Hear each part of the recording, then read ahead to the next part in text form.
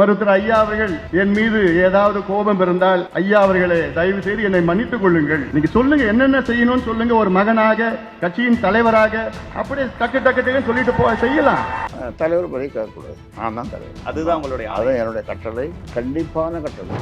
மருத்துவர் ஐயா உள்ளிட்ட உலகில் வாழ்கின்ற அத்துணை தந்தையர்களுக்கு என்னுடைய வாழ்த்துக்கள், பாராட்டுகளை நான் தெரிவிக்கின்றேன். மருத்துவர் ஐயா அவர்கள் நீண்ட ஆயுளுடன் வாழ வேண்டும். 100 ஆண்டுகளுக்கு மேல் நல்ல ஆயுளுடன், நல்ல மன நிம்மதியுடன்,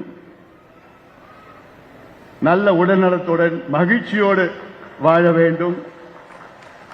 அது ஒரு மகனாக அது என்னுடைய கடமையும் கூட. மருத்துவர் ஐயா அவர்கள் என் மீது ஏதாவது கோபம் இருந்தால் ஐயா அவர்களே தயவு செய்து என்னை மன்னித்துக் கொள்ளுங்கள்.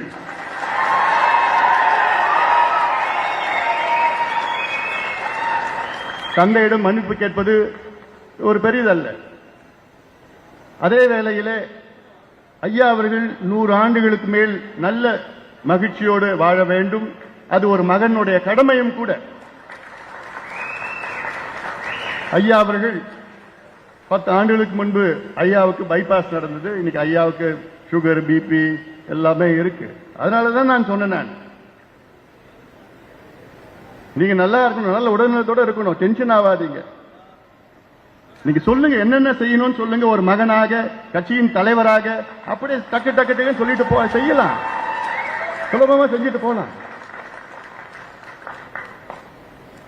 ஐயா அவர்களே வருத்தப்படாதீங்கள், கவலைப்படாதீங்கள், கோவப்படாதீங்கள்.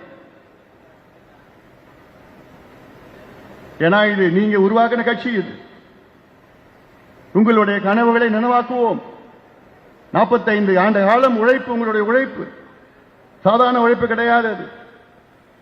நீங்கள் இன்று தேசிய தலைவர்.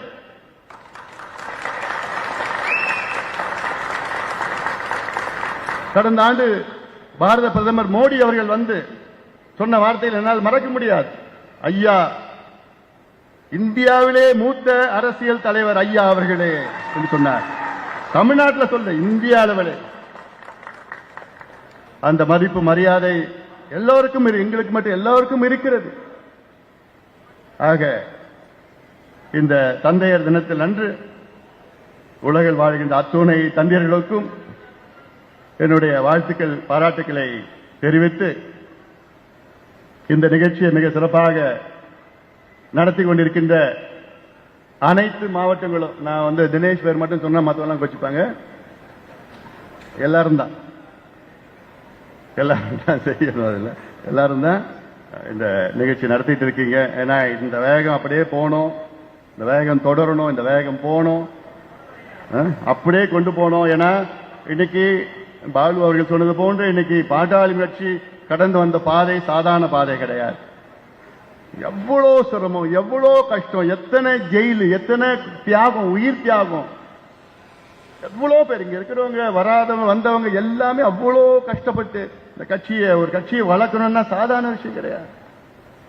தினந்தனும் அவங்க நேரத்தையும் காலத்தையும் எல்லாத்தையும் அர்ப்பணிப்போடு இங்கே செயல்பட்டுக் கொண்டிருக்கின்ற அனைத்து நிர்வாகிகளுக்கும் என்னுடைய மனமார்ந்த வாழ்த்துக்களை, பாராட்டுக்களை நான் தெரிவித்து நன்றியோடு விடைபெறுகின்றேன். தந்தையர் தினத்துக்கு உங்களுக்கு வாழ்த்து தெரிவிச்சு, ஐயா 100 வருஷம் நல்லா இருக்கணும்னு சொல்லி, நான் என்ன தப்பு பண்ணேன், எதா இருந்தாலும் என்னை மன்னிச்சிருங்க அப்படிங்கிற ஒரு விஷயத்த சொல்றாரு. நீங்க சொல்ற கட்டளைகளை நான் நிறைவேற்றுறேன், எனக்கு ஆணை மட்டும் பிறப்பீங்க, நான் செய்யறேன், உங்களுடைய மகனா, கட்சியின் தலைவரா அந்த பணிகளை செஞ்சு முடிக்கிறேங்கிறாரு.